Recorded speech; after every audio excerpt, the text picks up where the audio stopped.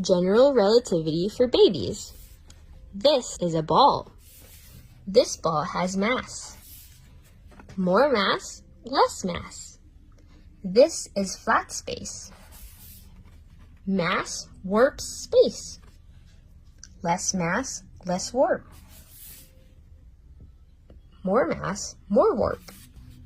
This is a small particle. It wants to go here, but it can't. It must follow the shortest path through the curved space. This ball is spinning. Mass drags space. Space drags mass. This is flat space from a different angle. See mass warps space from this angle. Shrink a large mass enough and it becomes a black hole. A black hole is a large amount of mass in a relatively small area.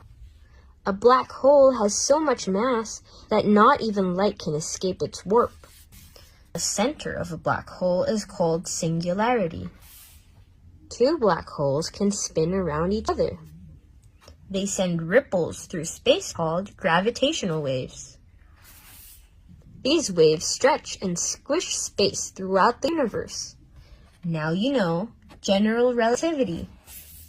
The end.